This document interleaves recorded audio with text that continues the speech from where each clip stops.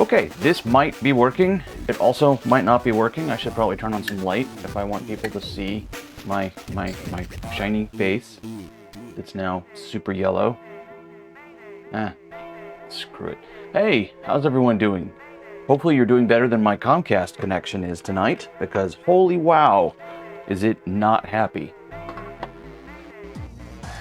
Anyway, yes, thank you for the good bandwidth vibes. I appreciate it. And thank you for the resub as well, Ian Popo. Really appreciate that. Retrofox, Ian, how's it going? Hope everyone's had a good day. It's been a day for me for darn sure. It's been a few weeks since I managed to do this here stream thing. So yeah, I'll see if I remember how to do it. Hey, Lady Aileros, how are you? That's a little bit better, and it's blinding me slightly less. Lady Aileros of the DOS Streaming Club now. Welcome to that. If anyone's not following her channel, check it out. She is now streaming from a 486 running Ultima. That was a fun stream over the weekend. But there will be no DOS here tonight. There will instead be me fucking about with my camera here for a second. There will be this. There will be a Mac. We have a Mac. We have swapped. Yes, I'm streaming the Mac stuff and you're streaming the PC stuff. What has happened to the world? Yes, Mac. It is Mac.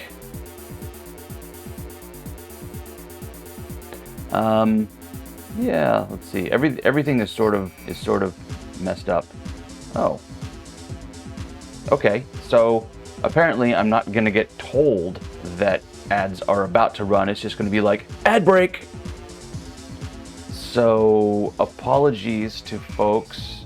I have no idea how this works. I've tried to do the thing now where I've disabled pre-roll ads and instead doing the mid-roll ads, and apparently this is what it's going to do to me. So it's just going to be like, ad break in progress. I'm not going to warn you. Is that a fortune taped to it? Yes. Yes, it is. See if it can actually, I don't know if my camera can focus this close.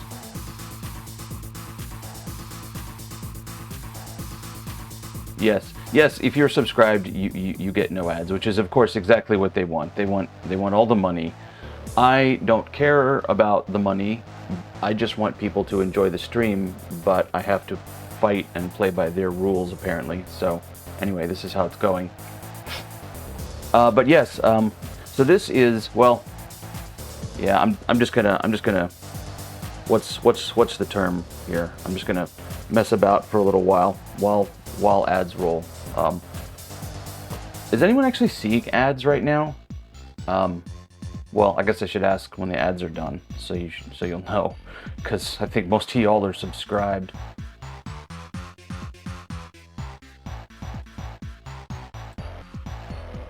I have no idea how this works, and it's super annoying, and it makes me want to stop using Twitch, honestly.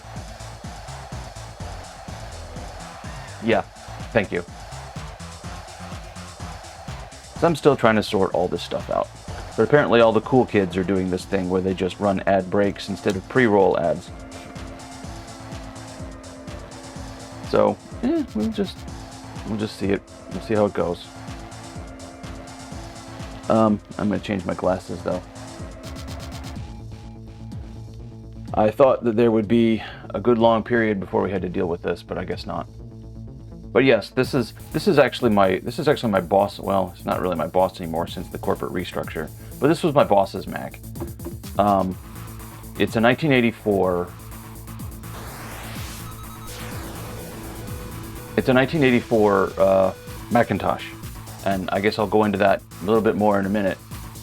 After we say, hey, President McHammerguile, thank you for the raid. I appreciate it. Booze Modular, DJ Hot Curry. Welcome in, welcome raiders. I don't know if you're seeing me or if you're seeing ads or if you're just seeing a Mac, picture of a Mac. Hope you all have had a good evening. How was your stream?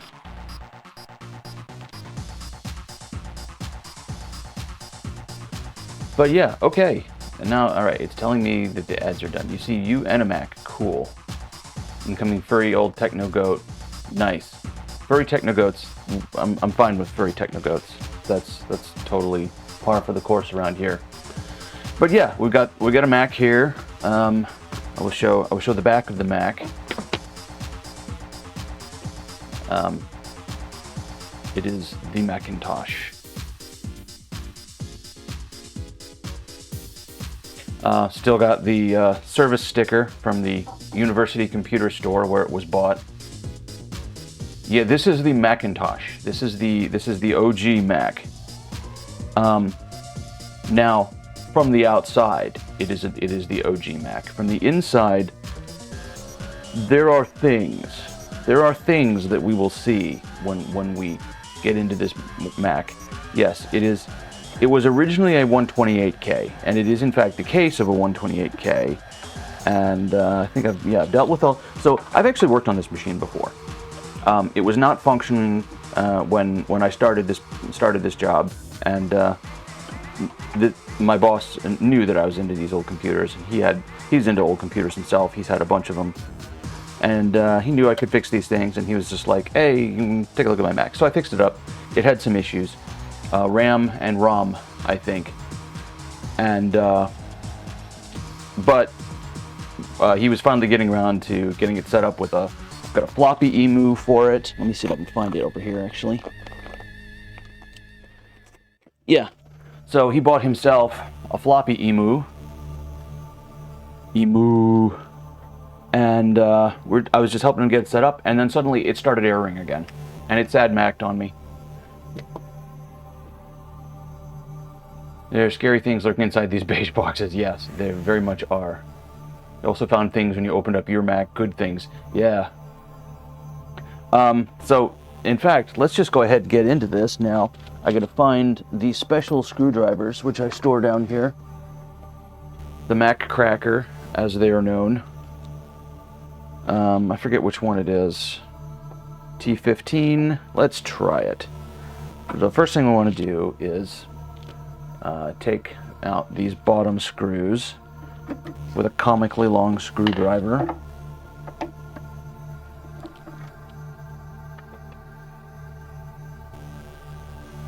And then, let's see, we can, now, all right, so now comes the fun part. I'm going to readjust the camera here so maybe I can actually get this procedure. The screws are way the hell back here, and they are, in fact, Torx 15. I can confirm that now. So you want to remove them, but not quite all the way. So I'm going to wait until they're all the way out. I'm going to give it about a half a turn back in. And we're going to do the same thing over here. Remove it all the way out. I'm going to give it about a half a turn back in, because the way you actually open these things, and no joke, this is what everyone says to do.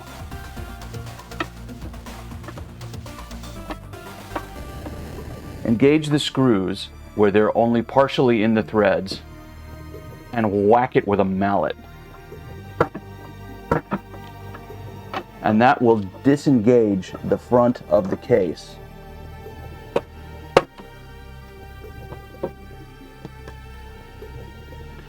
Well, and then you have to take the screw the rest of the way out. That is also important.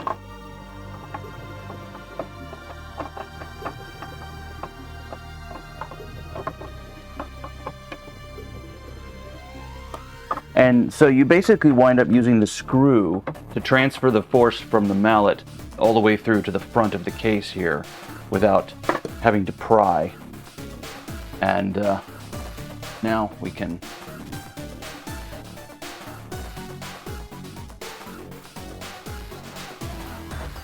should be able to get this case off of it now that I've, oh wait, I can't forget there's one in here hiding behind the battery door.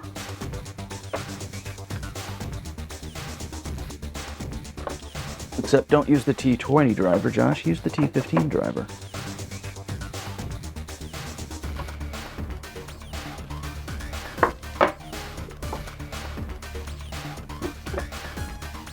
Now we should be able to just dislodge this case pretty easily. And this case has already been off in recent memory, so it shouldn't be too much of a job to get it off. Yep, there we go.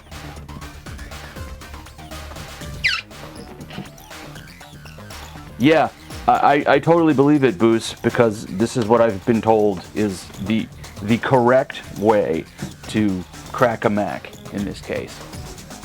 And I was just like, no way. But then I tried it and I was like, oh, yeah, actually that totally works. So I put down a little something to protect the front face. And just sort of walk this case off the back here.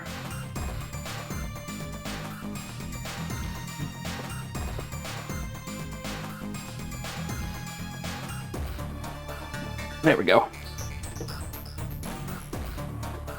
Old Olivetti units too, nice.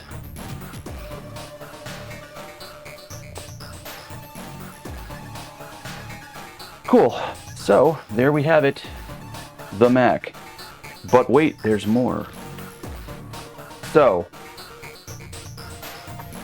as I've said in the stream description, now this unit has been powered on recently, so it's liable to still have a charge. I need to be a little bit careful what I do around this analog board. But nothing I have to deal with tonight should involve the analog board. I think that should be all we need to do. Yeah, I'm not worried about blowing myself up. I'm much more worried about necking this tube. Anytime I work inside a machine like this, or when I'm, you know, pulling this way and my hand could just like slip and hit this neck, boy, that is nerve-wracking. Hey, Texas Foos, what's going on? I need to move this light over here because I need to cast light in the direction of the camera, not the other way around. Let's see if I can get this out. And removing this is a little bit of a challenge. It's a little bit of a challenge because of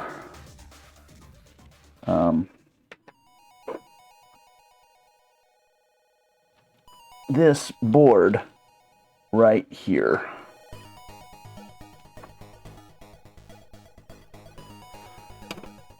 And there we have it. Here is the system board assembly in all of its glory. Let me just stand this up, move you out of the way just a little tiny bit.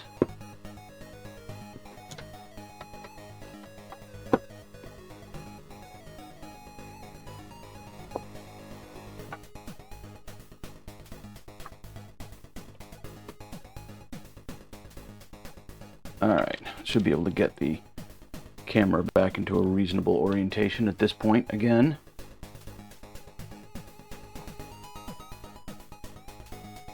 Yes, I have most definitely played many versions, many incantations of this game.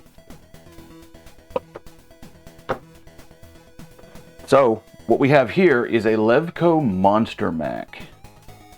So, someone was asking if this thing's been upgraded to 512. No, it's been upgraded to a full meg.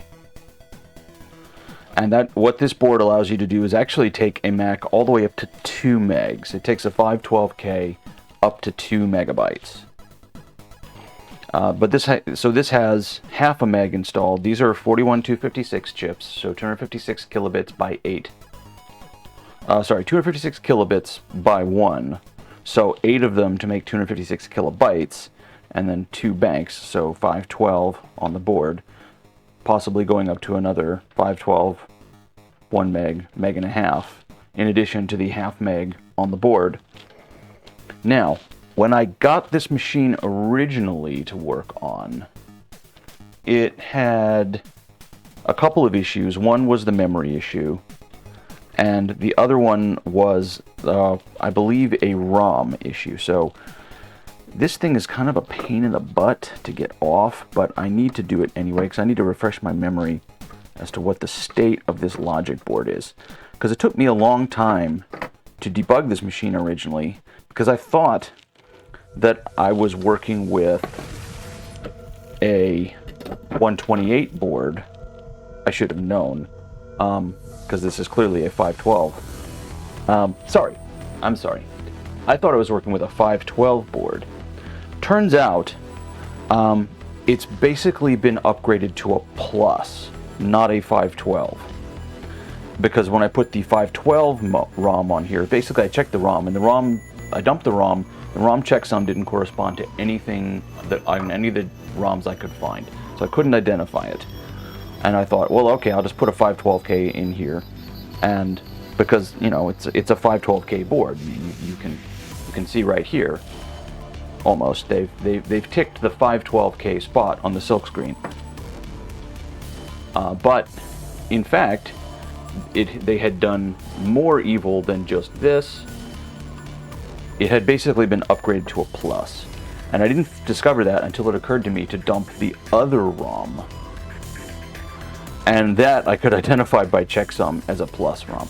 So when I burned the low of a Mac Plus, specifically I guess the version 2, suddenly the machine came to life and was working. So I need to take a little photo of that so I can remember what the state of this board is.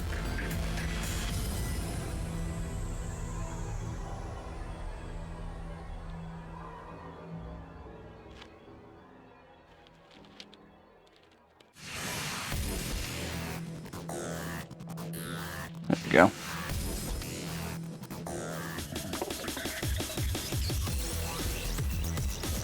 So, I think the problem is going to be with one of these RAM chips in here. And in fact, now that I've ascertained what I need to know about the state of this machine, whoops, I popped the hold down on my anti-static strap so that it came loose on me. Nope, still too loose.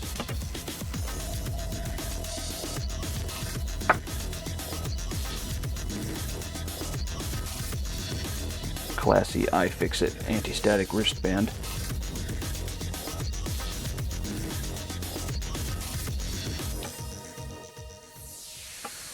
Okay, now that's fitting again. So this slots into the socket for the original 68000. You can see that this board's actually been modified to take this mod because the standard socket here has been removed and it now has these pin headers in here, more like breadboards. And then an additional pin header has been added over here at a via point on the board. So you have to get everything reconnected, and it's a little bit of a pain in the butt to do.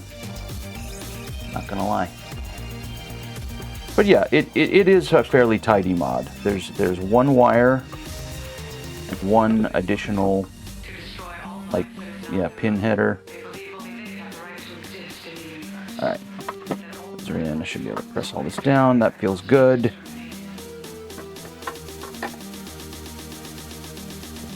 So, should be able to bring this around where we can power the machine up.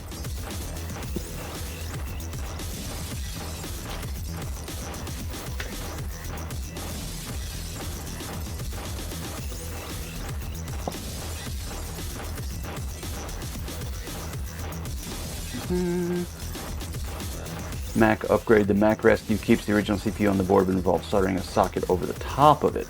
Ooh. Yeah, that doesn't... I mean, that was probably made... I'm going to guess that they did it that way to try and make it a little bit more user installable versus this where you're, like, doing fairly major rework on the board. So, okay, that is reinstalled. Just the power and the analog connections. All I want to do is see it boot to ROM, get our SAD Mac, and then that should tell us which chip is the problem. So, reset the camera.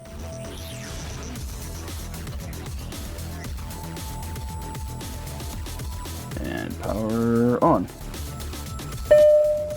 Beep.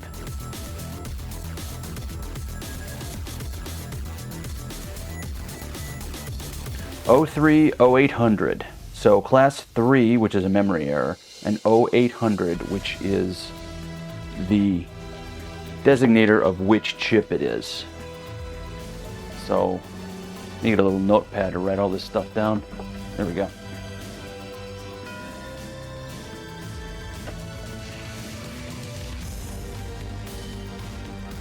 Yeah, probably not. 030800.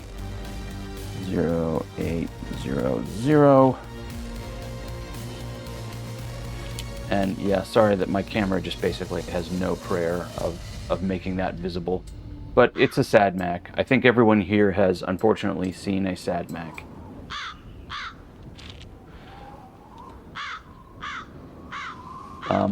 What you may not have seen though, actually, let me move my camera around here, is this funky little thing right here, which is a piezoelectric fan that was installed as part of this modification. This guy right here. So I can get a little more light on it. There we go. It's these two vanes, and they just flap back and forth, moving air around the case. If I put this right here, well, you probably can't hear that over the stream, but it's a vane, right? And it's just flapping back and forth, driven by a piezoelectric motor, and it just creates a little air current, moves air around the machine. It's weird. It is totally weird. But I kept it because it is functional, and it just installs by clipping onto a pair of power diodes back there on the board. You can kind of see where these wires go back here, and they clip onto CR26 and CR25. It looks like a pair of power diodes on the rectifier. I'm guessing that forms part of the full wave rectifier. Yeah, super weird.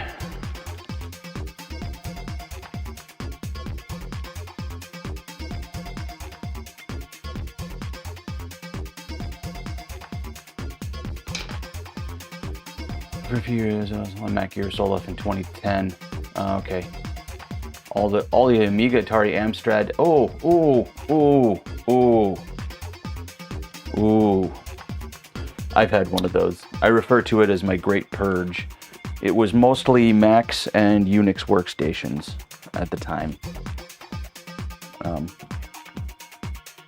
Because when I first, before I really got into retro, I was always into old computers, but I was mostly into Unix workstations. I had a bunch of Suns and a DEC and a couple of SGIs at one point, and I had to get rid of them all, unfortunately. Okay, so we have that. Let us go over to ye old web browser and look up SADMAC 030800 RAM.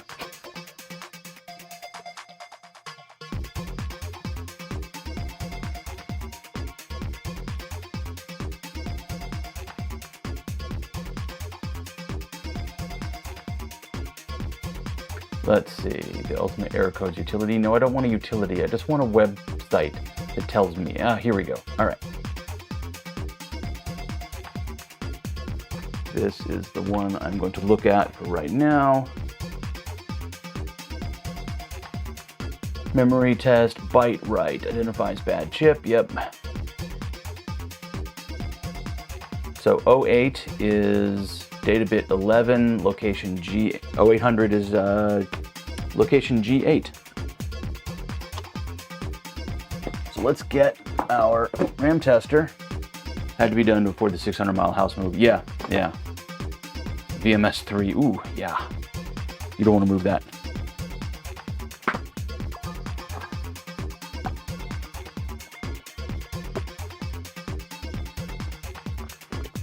So I know I have replaced one.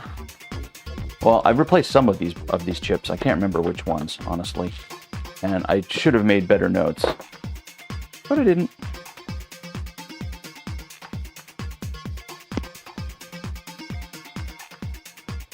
Let's power up our chip tester. Well, you're not going to power it up with that cable, Josh. Hold on. I have to find a very cursed A to A cable. This will take me just a moment. There we are.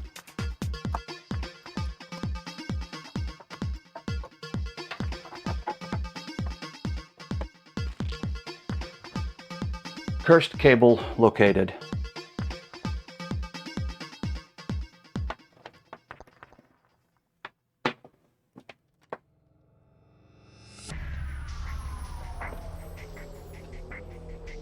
All right. Yes, especially cursed. I have no idea. I have no idea why Evie used this cable. But, oh well. So let's see, select it, not Atari, MOS, RAM, select RAM. And we scroll till we get to the 44256, which is the same as the 41256, I think. 41256.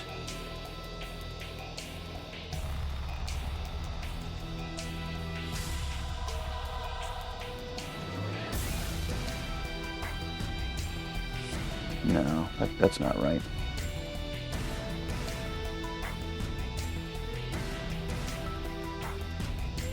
$41,256, 32 kilobytes. Okay, that's right. The 44256 is 256K by 4 bits, or 128 kilobytes.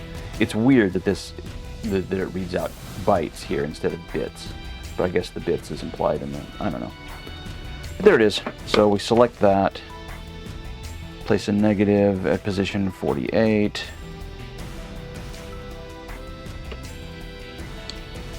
Positive at position 8.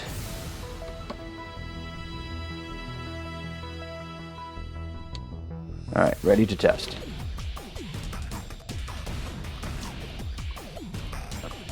Disconnect. Now we have to undo all of this.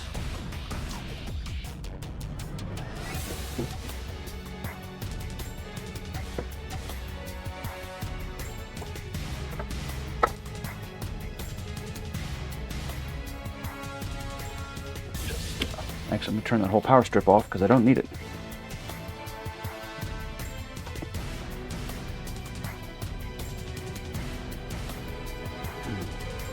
Remove the Monster Mac once more.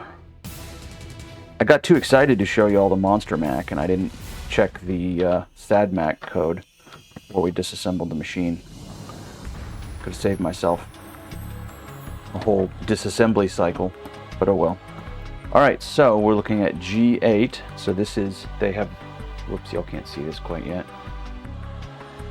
We're looking for location G8, and these are lettered here, A, B, C, D, E, F, G, and numbered 8 on the grids here.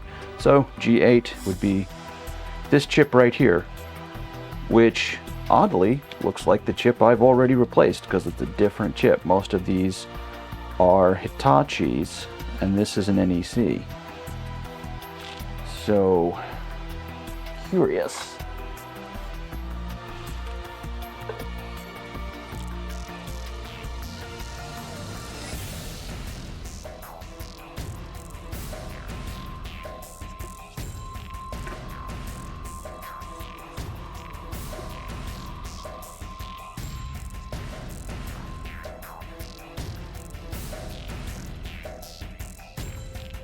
Right. Let's go ahead and drop this guy in. See what the chip tester says.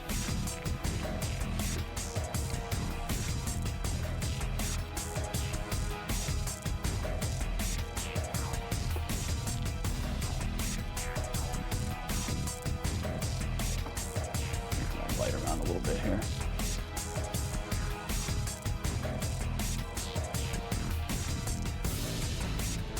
Passed. Okay, so this makes me, I'm going to run it again just to be sure. So this makes me think that my fears have come true, which is that the Monster Mac is somehow interfering with this memory test, and that the bad RAM chip is actually on the Monster Mac board, not on the main board at G8. because I don't know how this thing is going to handle more than, I don't know how that Mac test handles more than 512K. Actually, I don't even know if it does handle more than 512K. Is it just completely ignorant of all the rest of the RAM and it only tests the lower 5K, I wonder? All right, that's back in, correct orientation.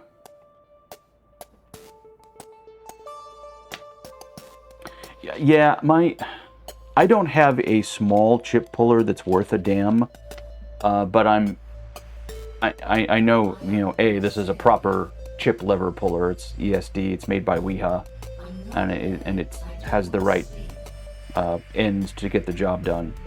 But I'm pretty careful with it.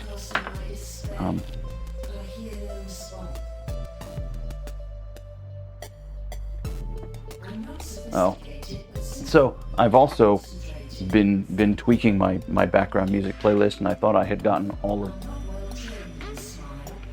the stuff with talking out of it, but clearly I have not. Pin straightening jig. Yes, I have his pin straightening jig. It is up there, I think, just out of reach. These pins though are fine.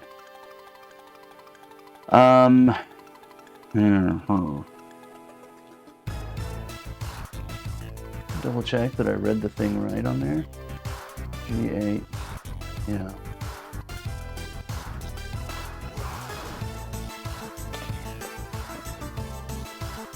So yeah, it is possible that it just needed to be reseated.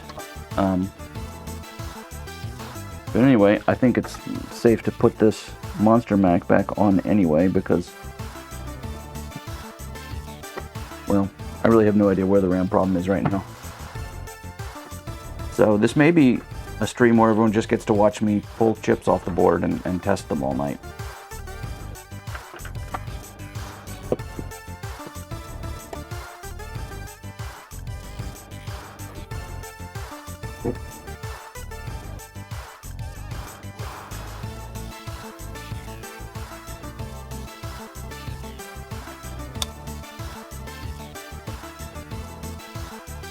Let's see what happens.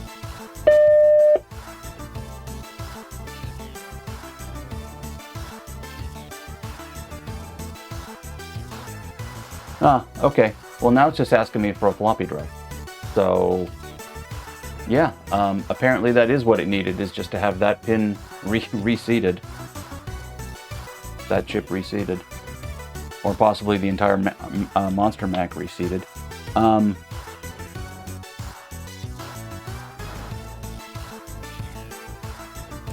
That's weird. So, all right, I think I'm going to just you just watch me test chips all night. Y'all would watch me do exceptionally nerdy, seemingly boring stuff for a long time. This is a thing I have discovered. Is that there is a group of people on the internet, many of them in my chat right now, which absolutely will just watch a dude or a dudette sit around and desolder capacitors or test chips all night. And that's cool, right? That's cool. Because some of us, you know, at the end of the day, we all just really want a little bit of company as we try to, or I shouldn't speak for anyone, I'll speak for myself. It's just nice to have a little company while we screw around with this stuff. So I think maybe what I will do is grab the deoxit and just hit all of this stuff with a little bit of that and then put it all back together.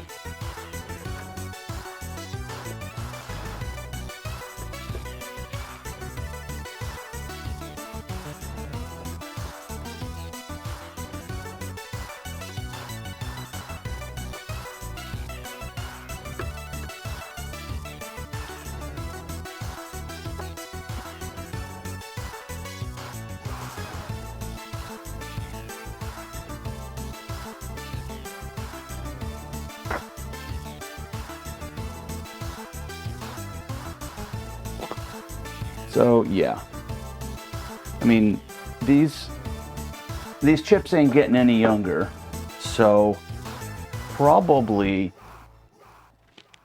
we could just be dealing with oxidation here.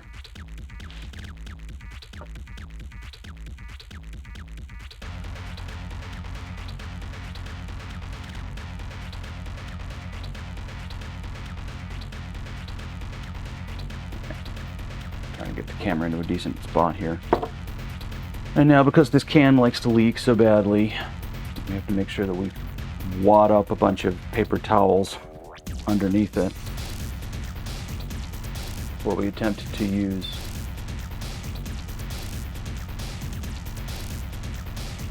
there we go.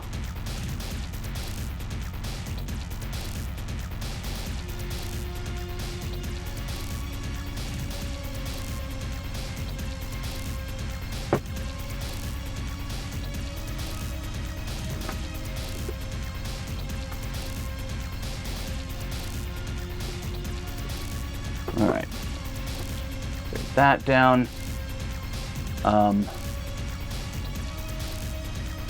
That's a good question. I don't know. I can pull another one and check.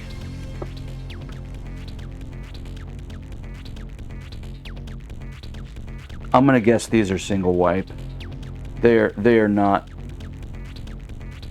great sockets.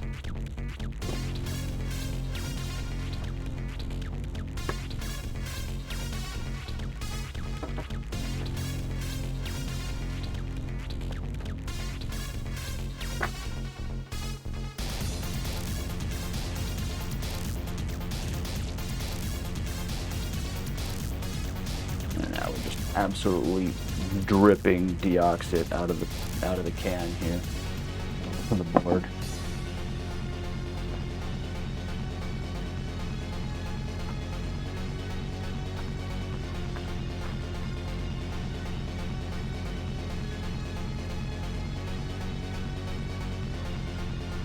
I should get a different kind of deoxit and a different kind of applicator.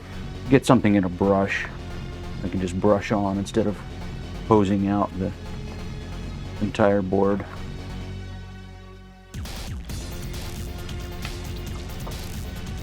Okay, that is all back together. Or no, that is all cleaned up. Put it back together. And this may be a short night. Nah, we'll move on to something else if that is the case. All right. Back down.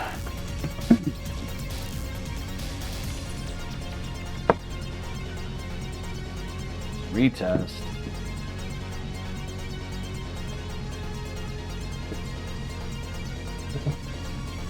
After this, actually what I need to do is move on to getting the system software set up on the SD card. Because I've been so confused about what kind of Mac this actually is that I wasn't sure what sort of OS it needed. Is it a Plus? Now, it's got the Plus ROMs, and it's got a Mega RAM, but I think I don't know if I need to boot Mac 512 software on it still, or if I can actually boot Plus software. So I guess we may screw around with that a little bit. And I know some of you folks actually know a thing or two about Mac OSs, and that would help. All right, anyway. Power on.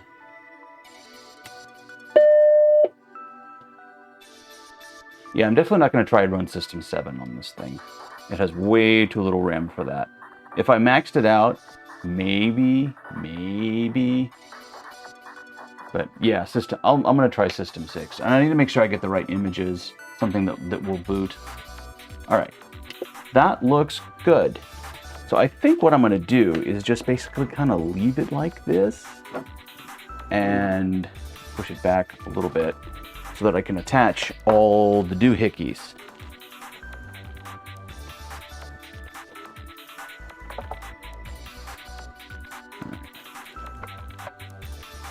Our keyboard.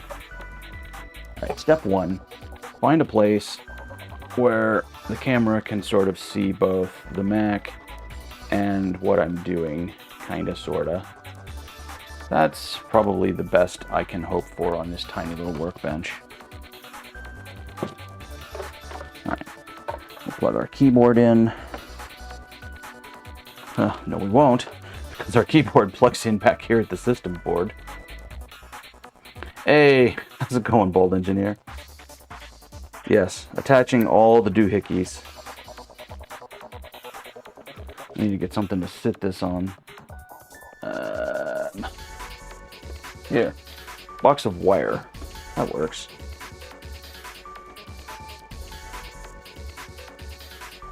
So, my precarious logic board, but fine. It just has to do the thing for a little while.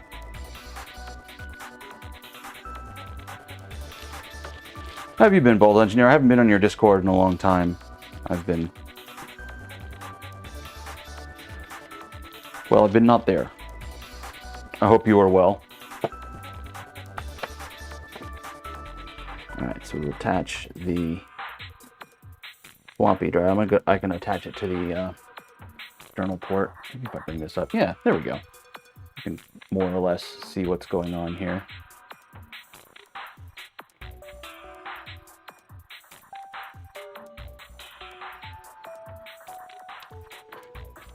Thanks. Yeah, a few weeks I just couldn't. I don't know. My job situation has not been super fun, so just kind of forcing myself tonight to go through with it. All right, so we've got the SD card on here. I know this is in Mac mode because I was testing it before when the thing started sad macking on me. So at this point, we should be good to go. Should be able to power this thing up and actually do some work. Oh, mouse. We need a mouse. Mouse. There's the mouse. There's our mouse.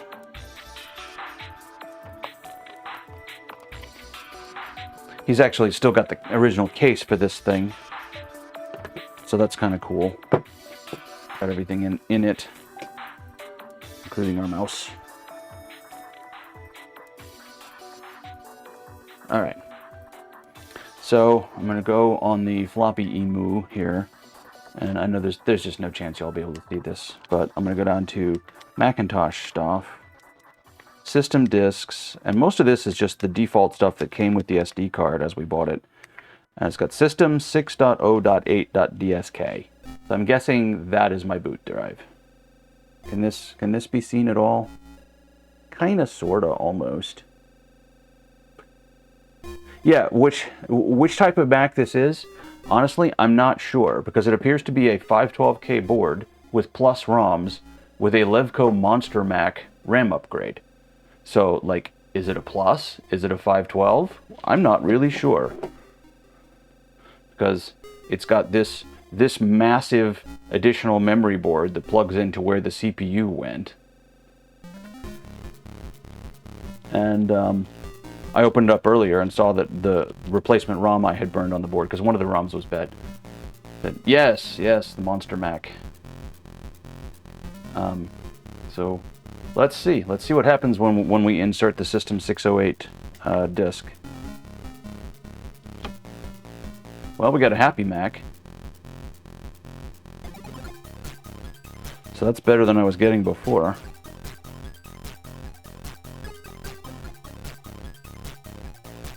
Alright, and it reads up to track 49, and then it just stops. Like, no more blinkies, no more track reading, and it just sits here. So this is exactly the symptoms I was seeing when I was helping him set it up. Which is why I was like, okay, what system disk do I need for this damn machine? So I'm going to reset the floppy EMU. Alright, simulation mode, Macintosh 3.5-inch floppy, that is correct.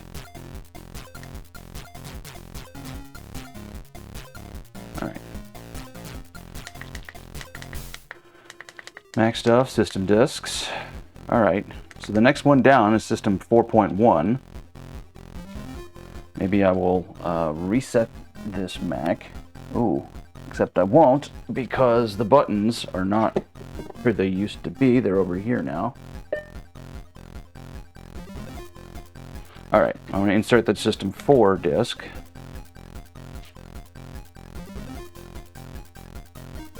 Alright, welcome to Macintosh. Reading.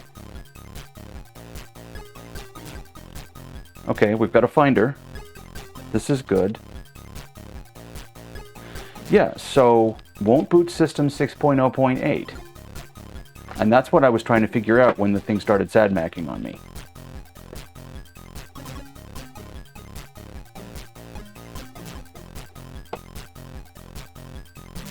About the Finder.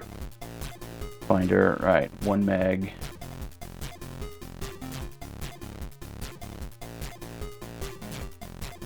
Do I know nothing.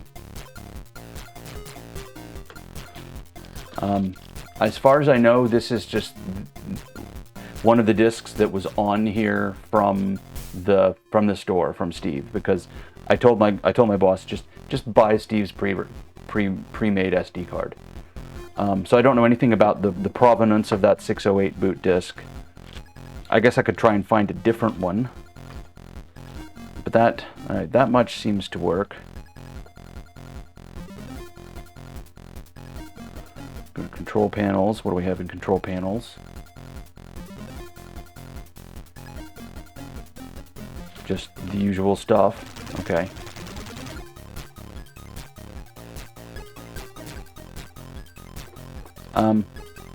I was expecting there to be, you know, an about this Macintosh or something with the RAM, but I guess that didn't come. I guess that wasn't in System 4. What's Mini Finder? I don't know. Mini Finder using the selected. Nope. Never mind. Shift before the image boots should disable everything. Oh, in the System 6? All right, we can do that.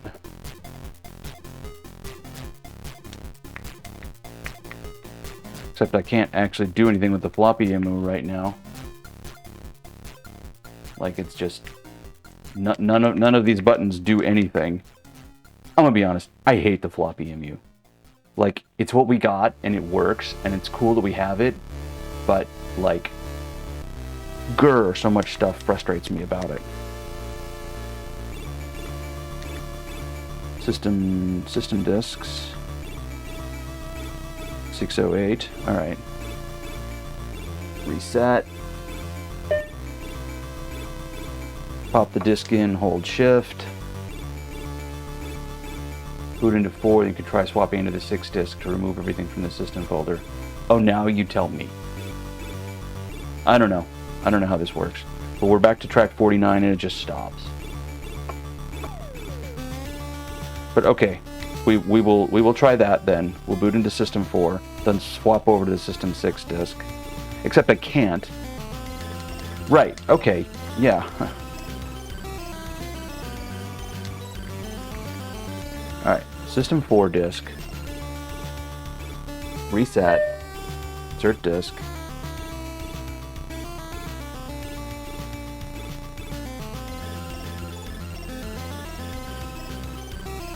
Well, I mean, I could actually bust out my floppy EMU, put it into Mac mode, and attach both of them to the machine because I have access to the internal floppy port. But at this point, I can't eject the disk. Right? All I can do is reboot the floppy EMU, but that doesn't tell the Mac that the disk has been ejected. Maybe I have to. Can I eject the disk by dragging it to the trash? Yes, I can. Okay. I can't eject it. You can't eject the disk from the drive, mere mortal. This is a Macintosh. Alright, now I can pop in the 608. Sometimes I forget and I think I'm working with a real computer instead of a Mac.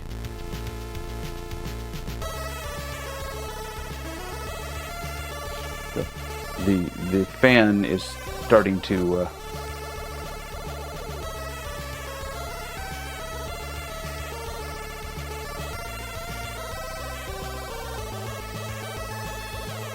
what are you even bumping into there, fan?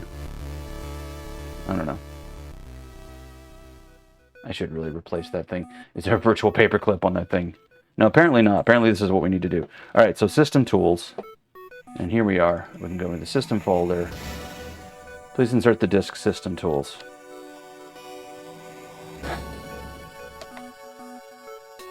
All right. And it ejects it. Now it wants the other system tools. So switch over to disk 4. Now ejected that. Now it wants the other disk. This is super torturous. I hate this. How did anyone stand these machines?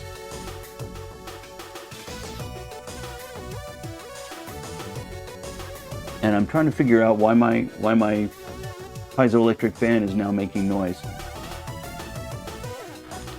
All right, system. Following application is busy or damaged. System. Okay, what does that mean?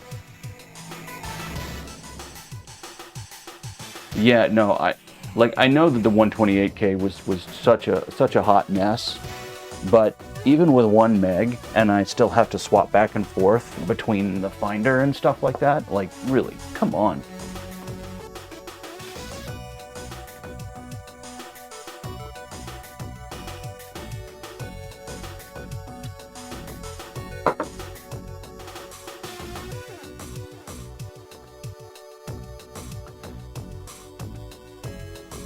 Yeah. I mean, I only had 1 drive on my Atari. It was fine. Following application is busy or damaged. System. Okay. And we have our bomb. I'm gonna think maybe I need a fresh System 6 disk. Let's try that. This path sucks. Yeah. Yeah, this path is not being friendly. So we're gonna move over here.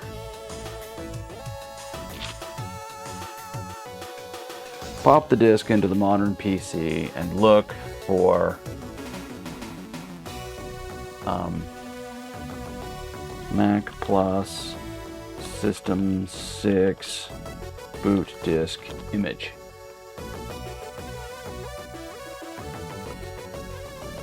All right, what do we got here? What looks like a good site? All right, we got archive.org, which God knows what that'll be, but it says Macintosh System 6, 608. We show all of the files. I see system startup and system additions, but they're 1.4 meg files. I need an 800K. So that's not going to work. All right, System 6 disk images from Apple. This is where I be right now. Macintosh Garden. Ah, I knew there was a site. All right, let me see if I can find something on Macintosh Garden after I look at it. For information about Macintosh, 3 System 6 releases available. System 603, December 88. System 605, March 90. System 608, April 91. What about System 603? Oh, but it's a .sea.bin file, which I have 0 chance of unpacking properly on a Windows PC. So, screw you.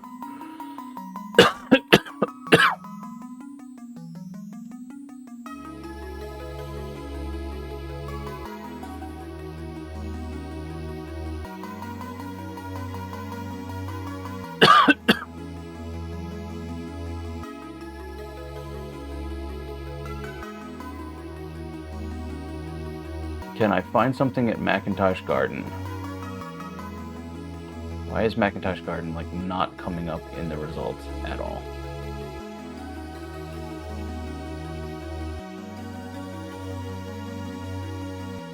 Link to macrepository.org that looks promising.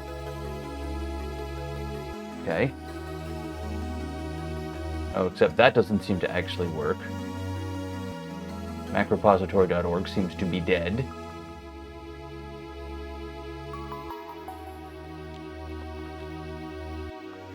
I love the internet. It's so easy to use.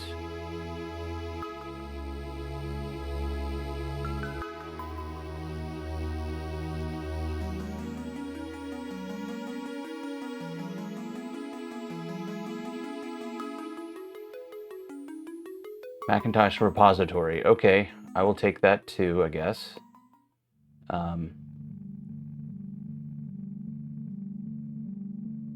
Check out the System 6 International Collection. All right, System 6. Oh yeah, I remember this. There's like 1,000 different versions of this thing, and you have to find the one that's like actually the one you're looking for.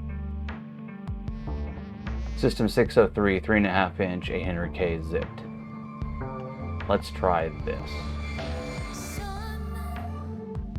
Yeah, I would believe that. I just. All right. Macintosh repository. Oh, I definitely don't want to be streaming this. Sorry.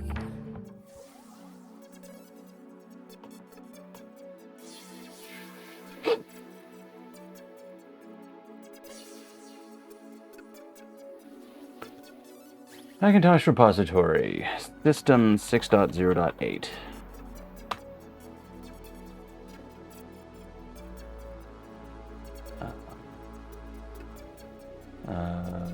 Classic mini. All right, System 608 for mini VMac. Okay, why not, right? Oh, that's a hard drive file for mini VMac. Dirt. All right.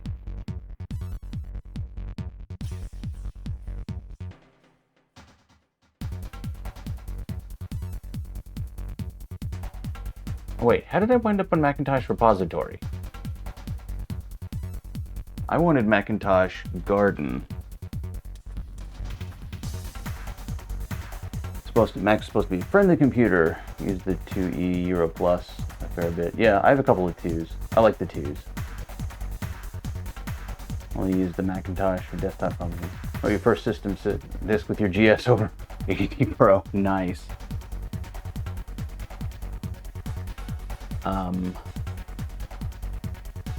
Macintosh Garden. Okay. System 6.0.8. International in 800K format.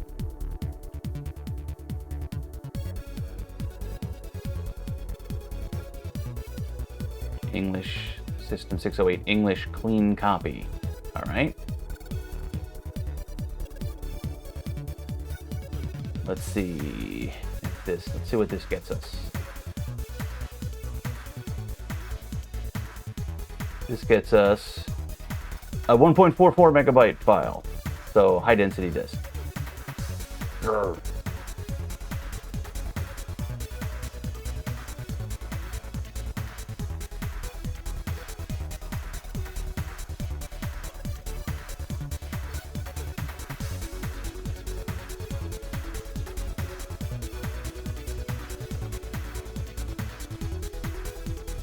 Okay, where was I? System 6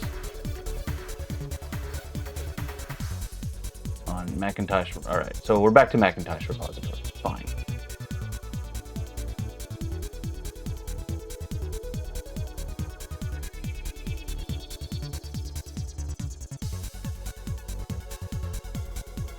Send you an image on Discord. Oh, okay. You have the SD. Yeah. So that's what this is. This is the SD card from the Big Mess of Wires thing, and that's what I was trying to boot. And I'm like, is this not working? I am confused. All right, so this thing is just straight off of WinWorld PC. Even better, Macintosh stuff. All right, so I'm gonna copy all these over to my SD card. System 608, no, the System 603 WinWorld. Put these files in there. Let's see what happens.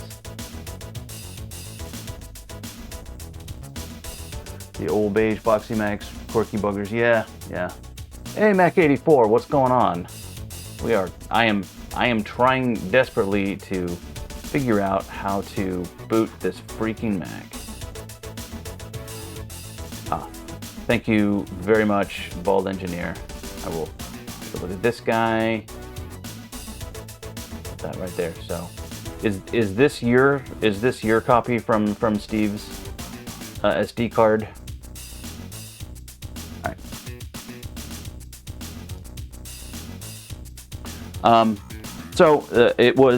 It was sad at first because it had a RAM chip problem.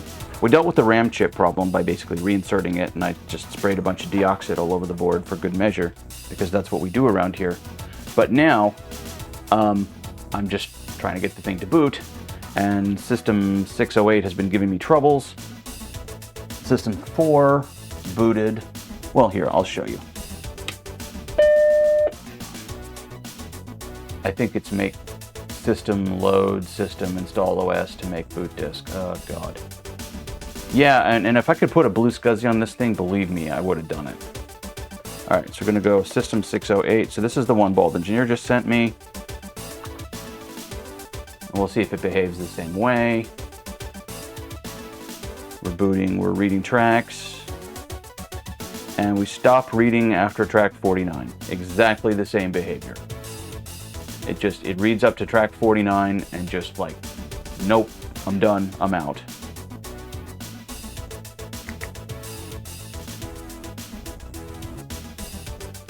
So let's go down here again. All right, here's the System 603 stuff. I guess I boot off of System Tools.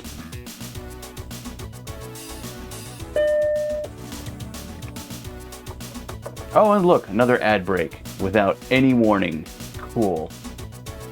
I don't know if folks are seeing ads or not. It works on the 512k E model. Okay. So, all right, and this, yeah, so this System 603 is not booting either. All right, so I don't know if ads are stomping me right now, or if I'm still visible. Yeah, I know. I'm super unhappy about the ad situation with Twitch, and I'm wondering if maybe I should just go back to the pre-rolls. Because that's a long ad break. So I'm just going to chill out here for a minute and set some stuff up, and we'll come back after the ad break.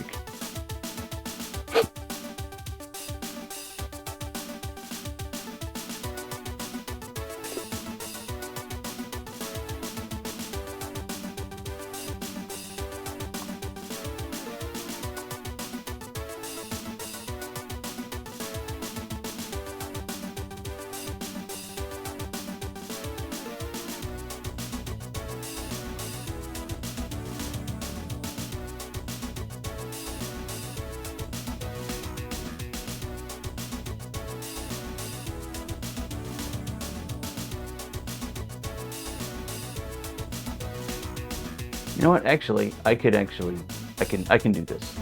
I will be back in a bit.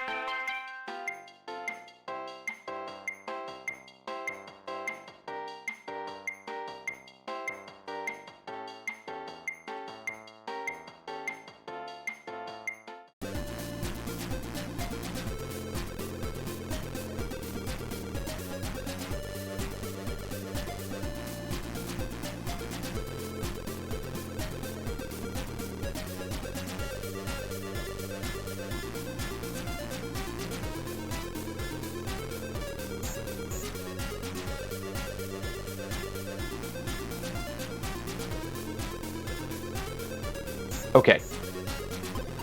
It's important when writing macros that if you mute the mic on the way into the BRB scene, you should unmute the mic on the way out of the BRB scene. This advice was apparently not heeded by the programmer of said macros.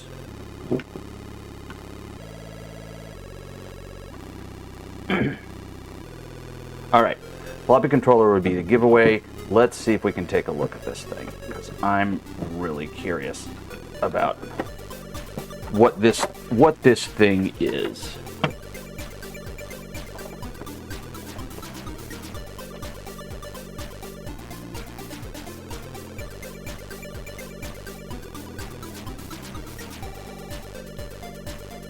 Whoops. That's my belly. Y'all don't need to see that. Yeah, so it's got the Levco Monster Mac, 1 meg RAM, and underneath it, how many times can I pull this Monster Mac tonight?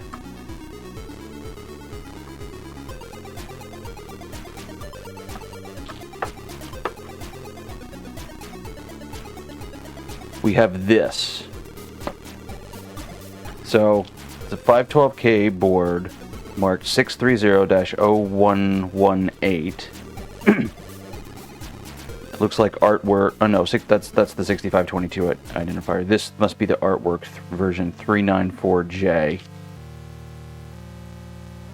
Depending on the system chips that were changed. So it took me a while to figure out when I was first servicing this machine last year that it was upgraded with plus ROMs.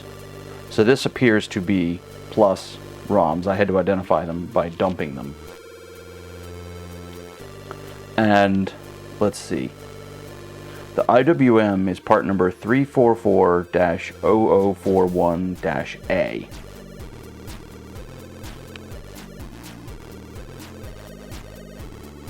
Hey Amiga Gamer. Trust me, I would never buy this machine. 5.5 may be a safer bet for testing. Plus the disk images and the big mess of wires.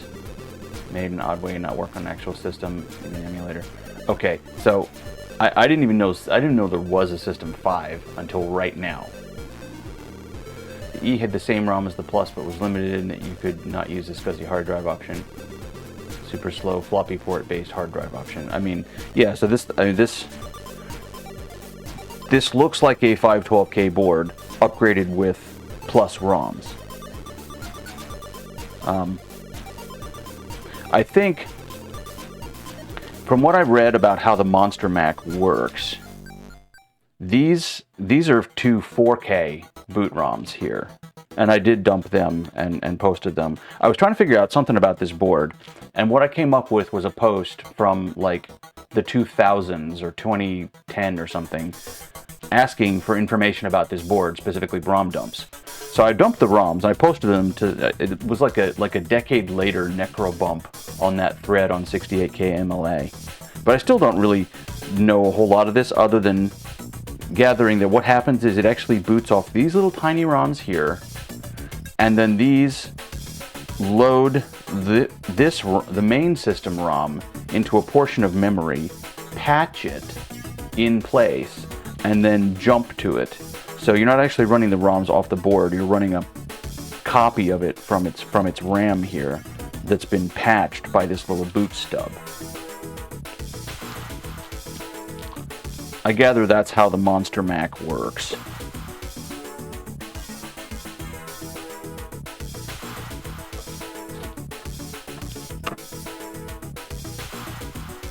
So maybe I'm just still using the wrong software.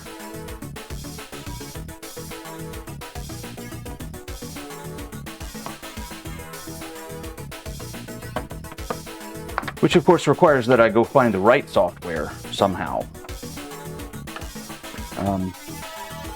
Alright. I think at this point I'm willing to say that I've dealt with all the hardware problems with the machine. Probably a good time to just put it back together. And stop pulling this board out. That would make me a little happier, I think. System 5.5 image. Okay, cool.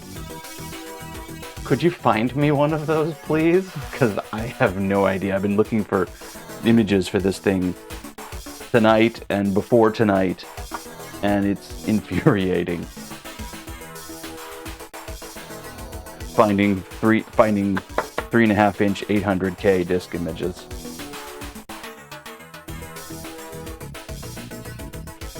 All right, go ahead and reinstall our logic board. That would be awesome.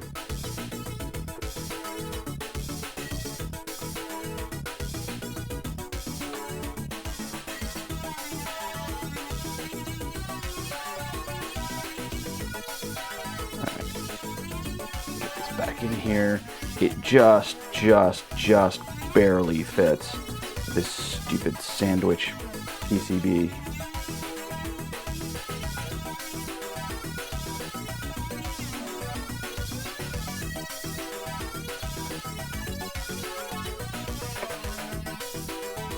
All right. Yay.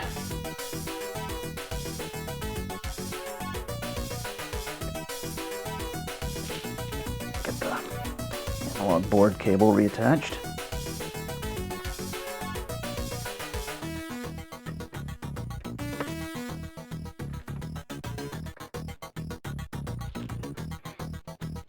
Thanks, Steve. That would be a huge help.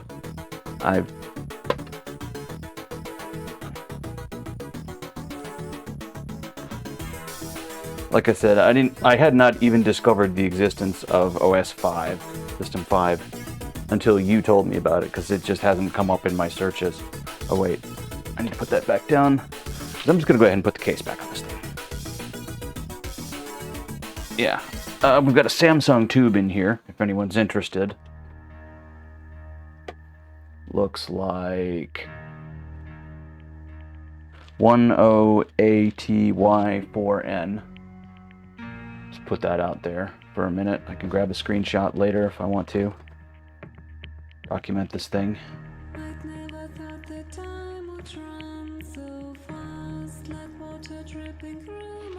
Nope, this file was also supposed to be removed.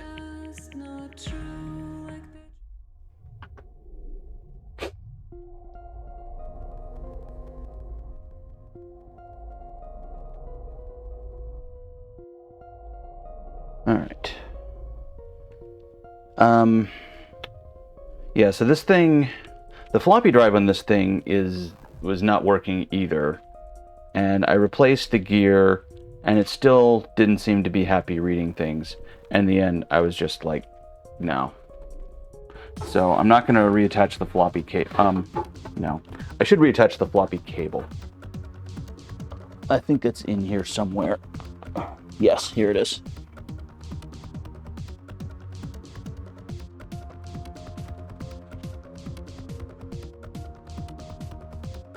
And that plugs in back here. All right, I can just tuck that inside there, just so it's in there. One less thing to lose later. Okay. Yeah, I know, right? Who would have ever thought about a bad floppy drive on a Mac? Must be the first person to ever encounter one of those.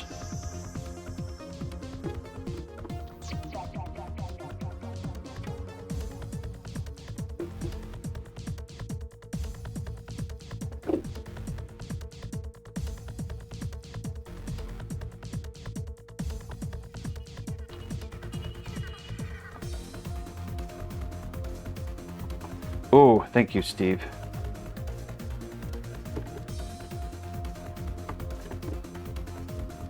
All right. A little easier to reinstall the case with the programmer's keys removed. All right.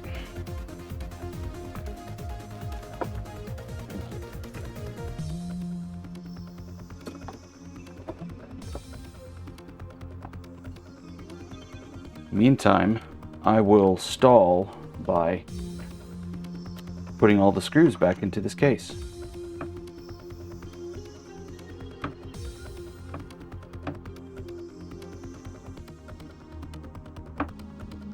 All right.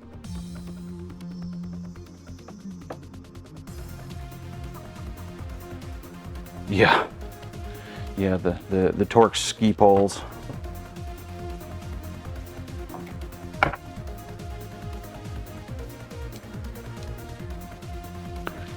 Yeah, I've managed to overcome my fear of working around CRTs. I guess doing stuff at the arcade has broken me of that.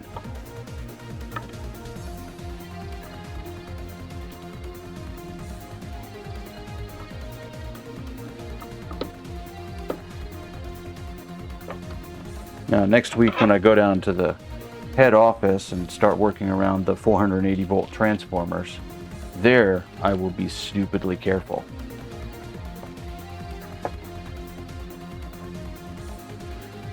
really hurts once. Yeah.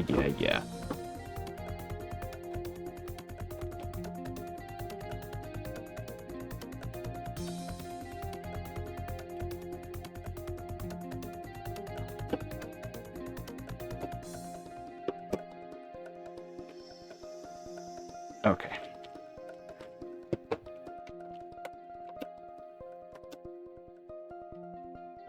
Yeah, that's probably about how long it took me as well, Bald Engineer. I was, yeah, just super nervous, making sure I was doing everything right, and just, you know, I was like, oh god, oh god, oh god.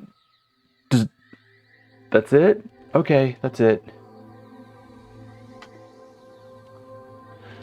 I really shouldn't have been so freaked out about it, though. So in 2019, yeah, is when I went to VCF East, and a guy there that pretty much everyone in the Apple II community knows as Sark gave a talk about working on CRTs, and he did some demos, and he managed to get a really pretty good crack out of the one that he was discharging. But I've never had that good a sound out of any of the ones that I've attempted to discharge.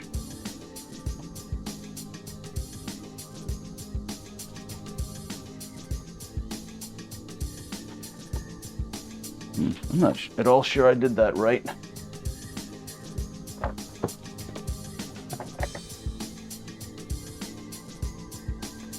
Yeah, he really gave a good talk explaining how the things work and how the inside of CRTs and TVs and all that stuff worked. It was super helpful for a newbie like me. I think it scared him was blue asbestos.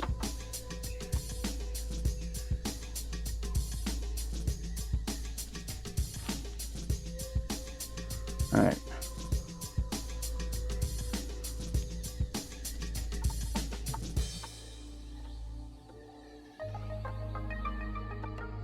I'm pretty sure I have that in the right spot.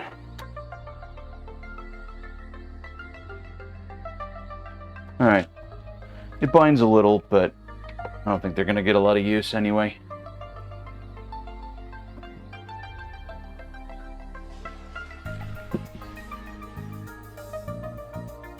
Now all of the high voltage is safely contained within the beige. So, yay.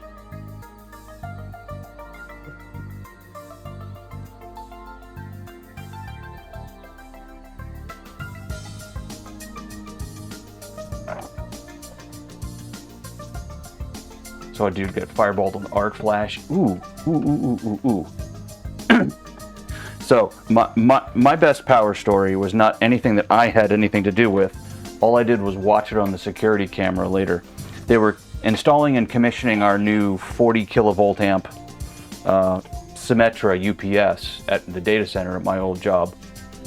Big three rack frames worth, 40 kVAs, an entire battery frame. Thing had like 2 hours of runtime for what it was connected to in the data center. And the university electricians, who we were forced to use because of the university building, were in there wiring up something. And then all of a sudden, you can just see in the security video, there's just a shower of sparks emitting from inside the frame where the guy's working, and he turns around like, oh Jesus, and then the shower of sparks just starts again, and it's just spewing stuff out.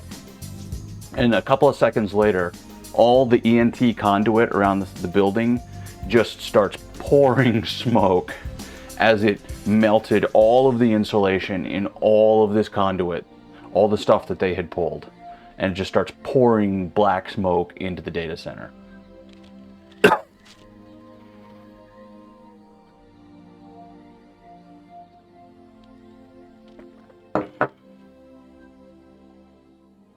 Yeah, I wish I had managed to abscond with a copy of that video. That would be pretty good. All right, let's make sure it still functions to the baseline that it did a minute ago, where I could boot System 4.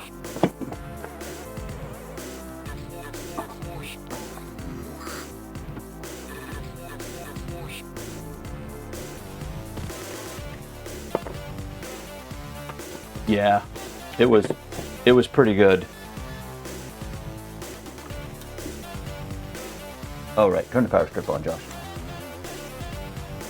Turn the power strip on and the Mac at the same time.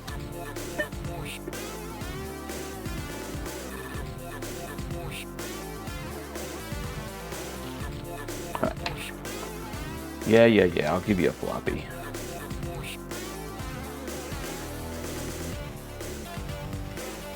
System disks, System 4.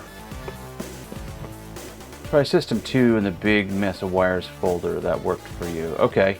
I mean, System 4 works fine. Ha ha ha. You almost got me there, Bald Engineer. You almost got me. Frickin' trolls. Trolls in my stream. Yeah, so System 4 boots just fine.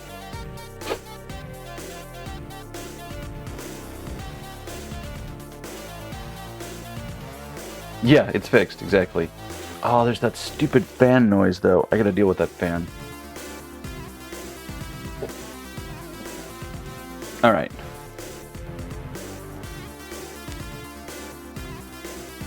Reboot.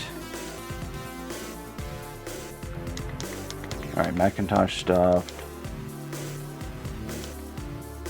System disks. System 2.0. 400k disk. Boot that up.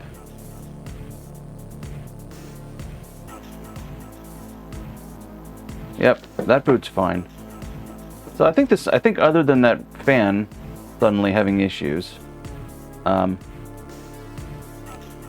machine is fine. But this is 512k. Can I read 800k floppies? And isn't any, I don't know exactly what to call this machine, because it's a 512k board with whatever IWM is required to read an 800k drive with Mac Plus ROMs. So it's just such a Franken Mac. So I guess, yeah, it's an E model then. I guess. Oh, my audio is clipping slightly.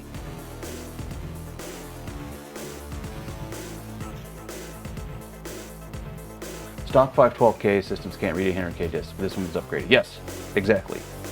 And I don't know how much of it was upgraded, but the ROMs were definitely upgraded because they're definitely plus ROMs. I ascertained that when I first worked on it.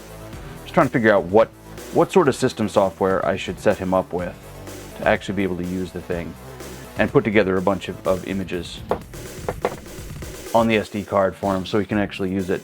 And the other thing I need to do is probably use my Mac LC, whose floppy drive does work, to read some old floppies for him. But obviously I'm not going to do that on stream. Even though it's probably just source code. If I'm lucky, I'll find a copy of his dissertation.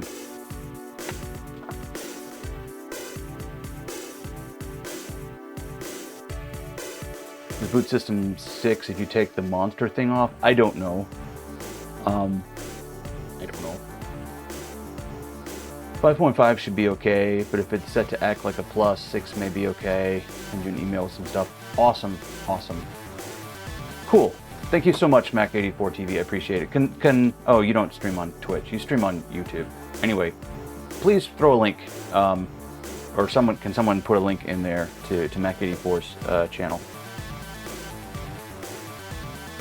The SCSI code is in the ROMs, plus the hardware is not on the motherboard for the SCSI. Yeah, okay, that makes sense. Because I definitely ain't any SCSI on this board.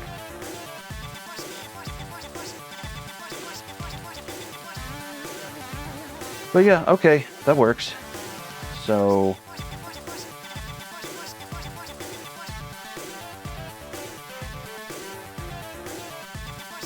thank you, Coffee Cup Arcade. I didn't know, I'm obviously... shout out anyone on. I know Mac84 doesn't actually stream on Twitch. I think he streams on YouTube. But hopefully his channel URL is in there. Alright, reboot this machine. Let's see what else we can get running on it. Yes, thank you, Ian. Appreciated it.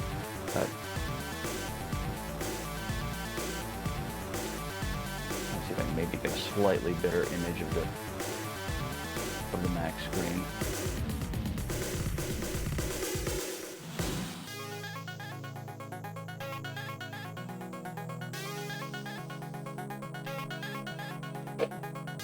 All right, so I mean, I guess everything's fine. The hardware is good. Even the fan seems to have maybe quieted down at the moment. Maybe it just needed to be run.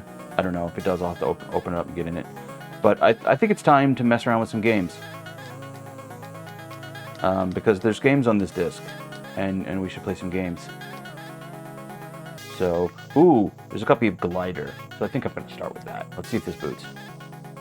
So it's a 400k disc, and immediately got ejected. And it's like, I don't like this. Mac is like, screw you, I don't like that disc you gave me.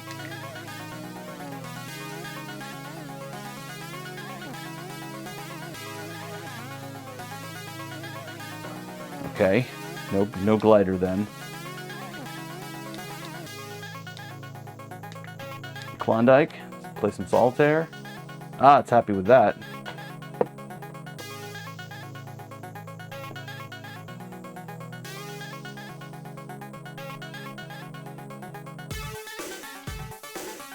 I'm gonna see if I can adjust my Logitech camera a little bit, maybe make it a little happier with the CRT.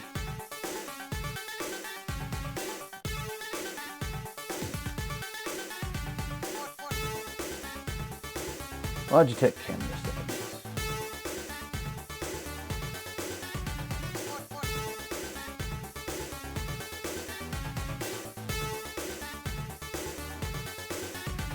$1:20 a.m. Yes, definitely time to get some sleep there. Oh, geez. I'm sorry to hear about the COVID.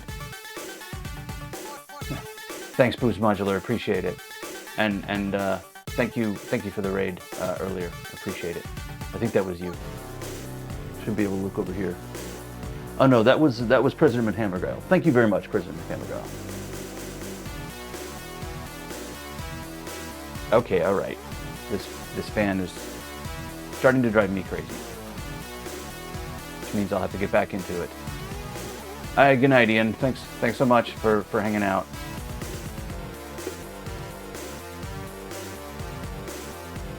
Oh no, yeah. My Logitech app has picked the wrong camera.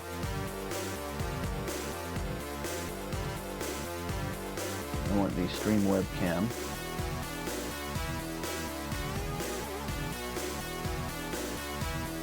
No, that's not helping.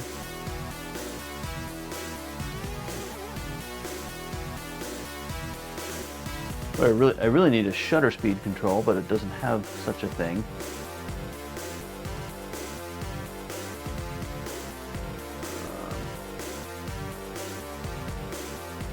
Best I can do, and that doesn't really help at all.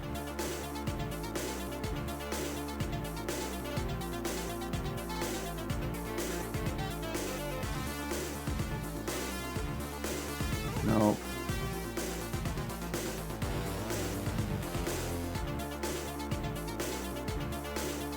Nah, there's just no good way to do this without a proper camera, which I do not have. My camera is entirely improper. But all right, Klondike. Let's see if it'll run.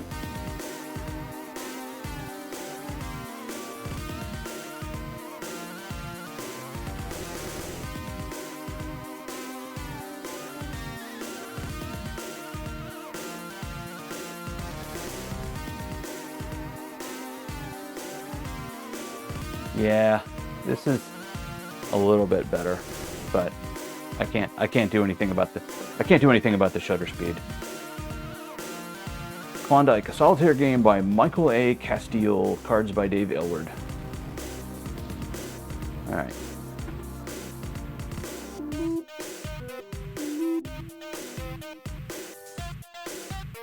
Oh, it's playing music at me. How cute.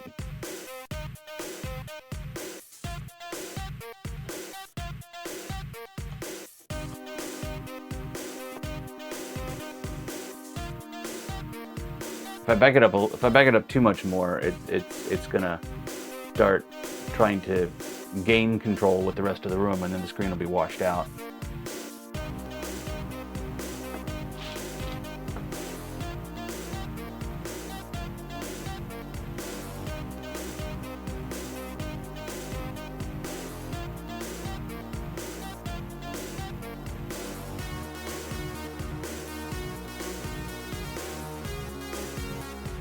Okay, well this works. I don't necessarily need to play a game of solitaire, but oh, look, I can choose the color of the card back. How cute.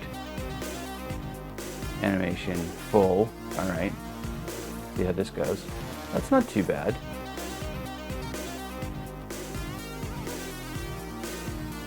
That's not too bad. Right, I can drag that card over. Takes a second for the animation to catch up if I'm moving.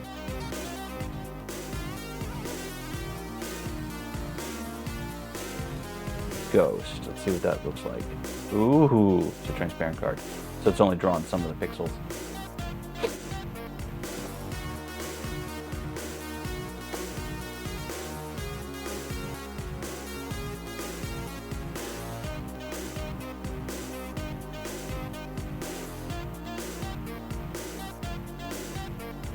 Nothing.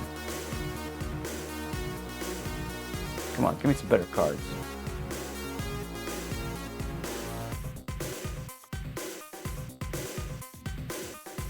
Nope, can't put that king there. All right.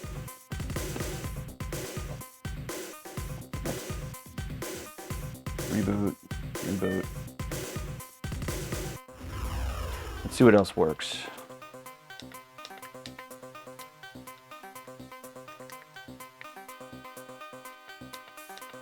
Oh, Prince of Persia. Do we get Prince of Persia to boot on here? No. We have Angry Mac again.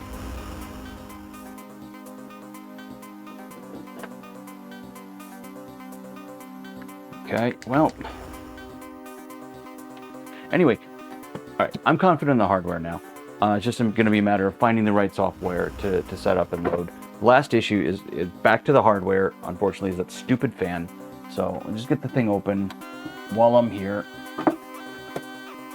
See if I can figure out what the deal is with that. Yeah, I know, right? Where's my death by floor spike? I don't know why some stuff won't boot on this machine, but I know nothing about these Macs.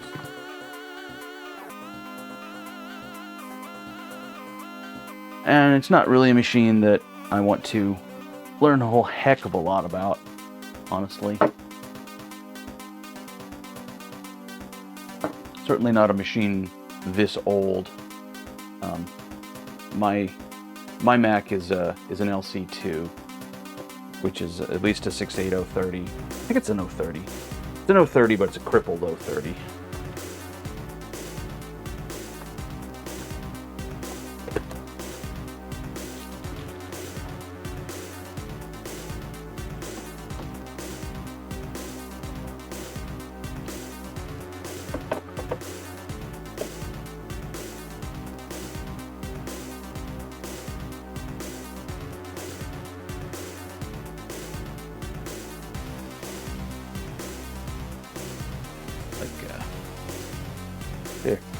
There it is on the shelf.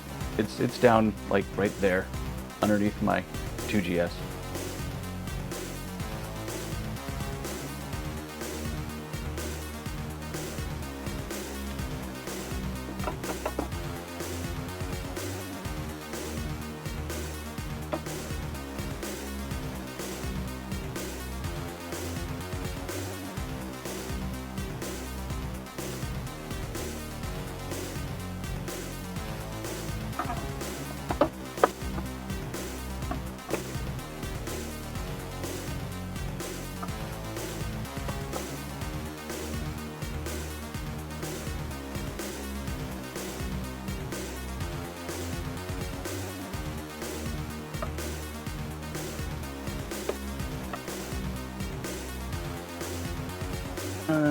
Where's the Mac Whacker?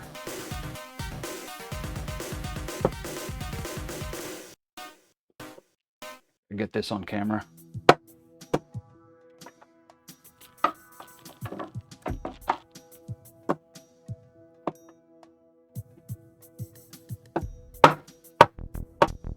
There we go.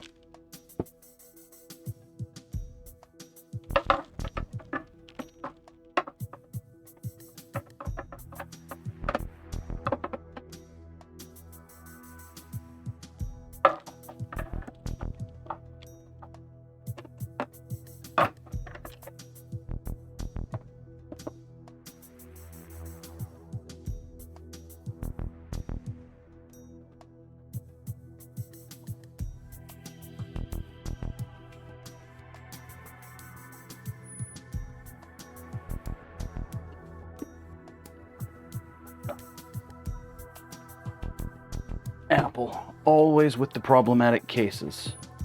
Always.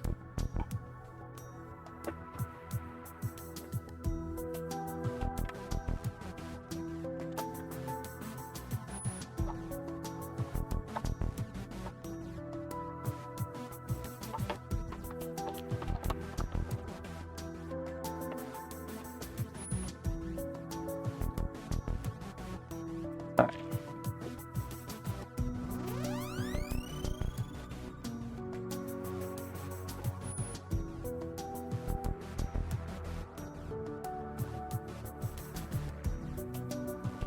So, the fan. If I can get some light in here, maybe some camera in here.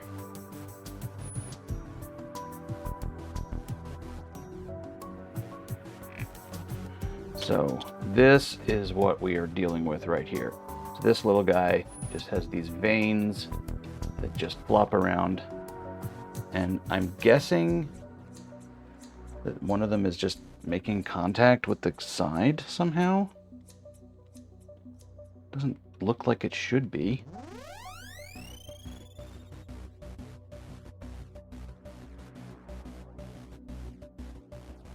Looks like it should have enough clearance.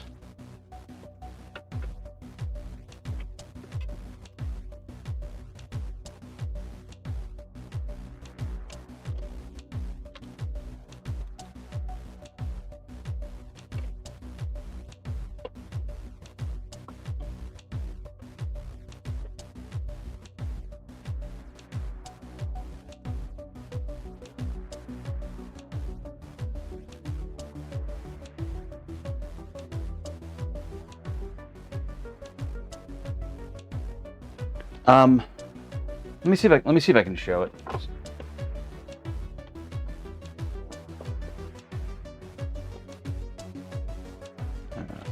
Just a quick visual safety check of everything here. Yeah.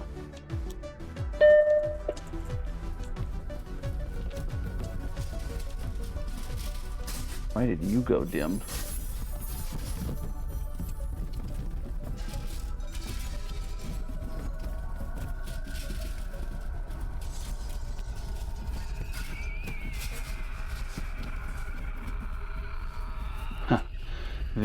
I think the fields from inside this Mac are causing the touch sensor on my light to think that I'm trying to dim it. That is super annoying. No, so they sort of go in and out like this. And I'm trying to see if it looks like it's hitting the side. I'm trying to see what it looks like it's hitting. It doesn't look like it's hitting anything.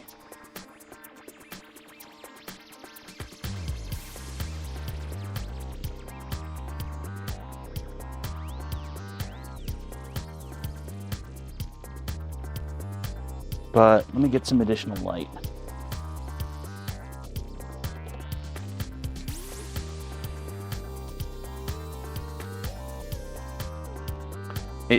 It sounds like exactly what I would imagine a small piece of plastic that's vibrating, rubbing up against another small piece of plastic, like a get. And yeah, I'm sure my filtering is keeping you guys from hearing it.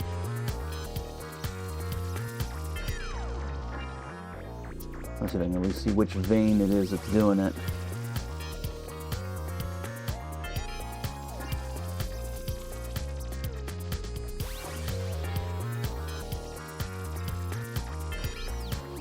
So maybe the back vein is occasionally somehow getting disturbed. I don't know how.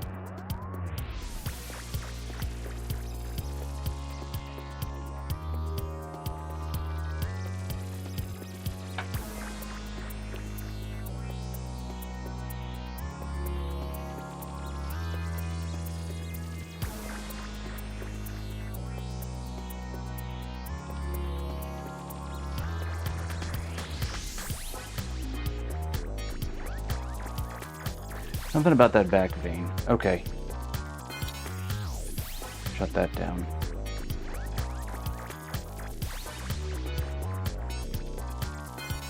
Now, it's just kind of held in place here with Velcro.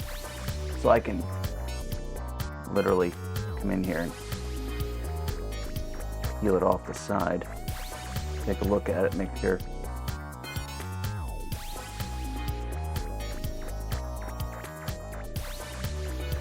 Such a weird little doohickey.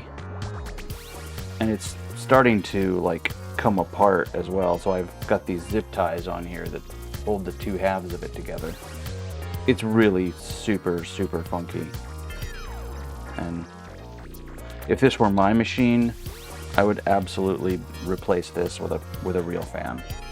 But then I'd have to find power for the fan, and this thing's kind of cool. You just clip it onto these little spots here on the analog board. I don't know if you all can see that.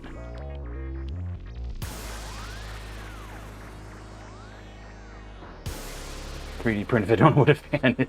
Yeah. You can kind of see in here where these little clip leads are clipped onto a couple of diodes, and that's how it gets its power. Super weird. The Mac Breeze. I can...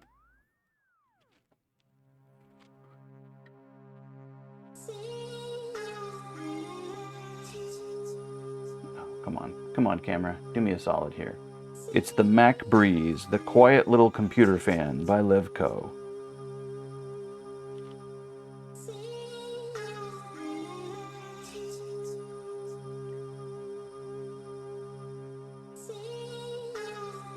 If I just set that down there and give it some juice.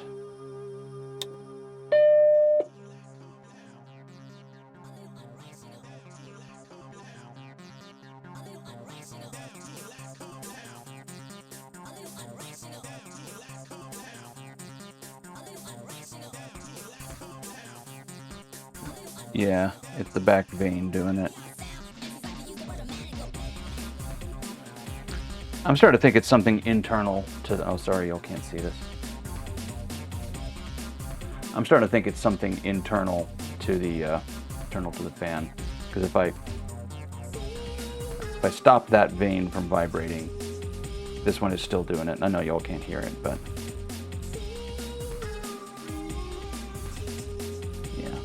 So maybe it's just time to actually replace this fan with a real fan. Not a task I was looking forward to doing, but it's probably the right thing to do at this point, because this thing is physically falling apart, and starting to make odd sounds. And it's just a janky thing to begin with. Yep, possibly, Bald Engineer, I don't know. But it's such a freaky little thing that I really should just get a little fan in here to start circulating some air, because I got plenty of fans. And it's got these two little screw holes here. I can probably fashion a mount to put like a 30 centimeter fan or 30 millimeter fan right here. 30 centimeter fan would be very large, but like a 30 millimeter fan right here. Just move some air around the case. Because I'm guessing this was installed because the Monster Mac with all the additional RAM probably gives off a lot more heat. So maybe I will look at that as the final step to future-proofing this Mac.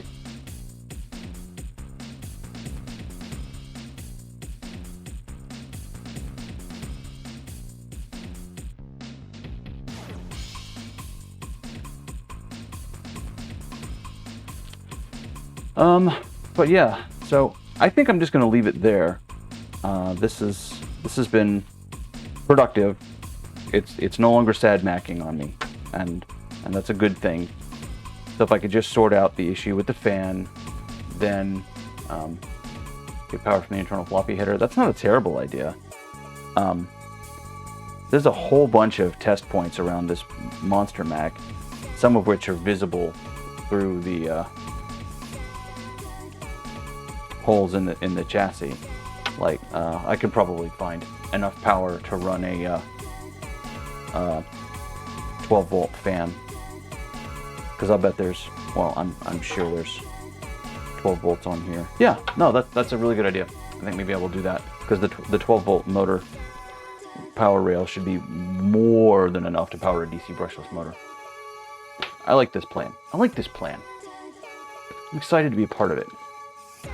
All right, well, I think I'm gonna call it there. It's a little early, but that's fine. I'm tired, and I think this can be dealt with soon and get it out of here so I can get out to all the other machines I need to deal with, including that stupid Lisa back there. But yeah, so thanks everyone for hanging out, and thanks for the hangouts, thanks for all the things, the cheers, the subs, the help with Macs that I know nothing about. That is very much appreciated. You're welcome, Lady Alaros. Thank you for being here, and I'm sure I will be peppering you and Steve for more Mac advice as I endeavor to get this thing going. Let's see if there's anyone that we should raid tonight. I know it's going to be too early for the Atari folks, but what have we got? What have we got out there in the Twitches? We can get this done before we get our next stupid ad break. That'd be nice.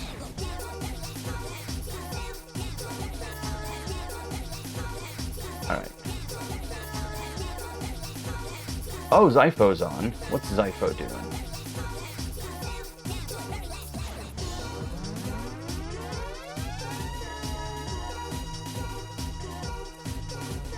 Hey, thanks Amiga Gamer and Octums. Good to see y'all. DJ, yeah, we got DJ Psycho, we've got Zypho. Let's see. It's been a while since I rated the Zyph. It says arcade. Oh, he's doing arcade coin ops. I'm sure it's emulation now. Yeah. Let's head over there. Let's head over there. Looks like he's still got games up, so that's good. Thanks, everyone. I will see y'all, hopefully, no, not next week, because I'm on travel, so it'll be another week off. Week after that. Do some retro stuff, hopefully. Appreciate it. Have a good week. Stay safe. I'll see y'all later.